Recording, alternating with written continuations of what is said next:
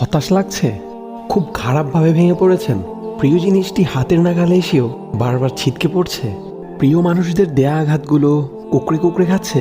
খুব বাজেভাবে ঠকে গেছেন, অন্তরটা ভেঙে গেছে, কান্না করতে করতে ক্লান্ত আপনি, খুব একা হয়ে গেছেন আপনি। অনেক কষ্ট হচ্ছে আপনার, তাই না? ভাবছেন কেউ নেই আপনার পাশে, যে আপনার এই এলোমেলো জীবনটিকে পরম যত্নে গুছিয়ে দিবে। চারদিক অন্ধকার মনে হচ্ছে, ভাবছেন আপনার সমস্যাগুলো কিভাবে ঠিক হবে, কিভাবে। অথচ আপনি হয়তো ভুলে গিয়েছেন যে এখনো আপনার একজন আছে, যিনি আপনার কান্নাগুলোর নীরব সঙ্গী। আপনার কান্নাতে যার আপনার চাইতেও বেশি কষ্ট হয়। আপনি আপনার দুঃখের কথা তাকে না জানালেও তিনি ভুলে যান না। যিনি আপনার প্রিয় মানুষদের মতো সময়ের সাথে পরিবর্তন হয়ে যান না। যিনি আপনার চোখ জোড়াবে টইটম্বর করতে থাকা প্রত্যেকটি অশ্রু ফোঁটার হিসেব জানেন।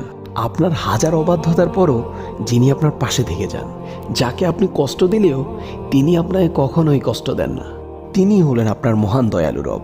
তাই ভেঙে পড়বেন না, এমনকি হতাশ হবেন না।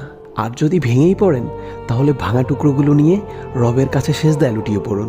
তার ভালোবাসা সুধা পান করুন। বিশ্বাস করুন, বান্দার দেয়া সকল ব্যথা আপনার রব আপনাকে মুহূর্তেই ভুলিয়ে দিবেন। এই বিষণ্ণতার চাদর থেকে উঠুন, বুঝার চেষ্টা করুন। আপনার একমাত্র বন্ধু কেবল আল্লাহ। নিজেকে তার কাছেই মেলে ধরুন। ট্রাস্ট মি, তিনি তার বান্দাকে কখনোই খালি হাতে ফিরিয়ে দেন না। তাই কষ্ট না পেয়ে দোয়া করে যান তার কাছে। আল্লাহ আছেন তো, শুধু এইটুকুই যথেষ্ট আপনার জন্য। ফিয়ামানিল্লাহ। আবারও আমাদের এক রফা কথা হবে নতুন কোনো ভিডিওতে। ভালো থাকবেন। আসসালামু আলাইকুম ওয়া রাহমাতুল্লাহ।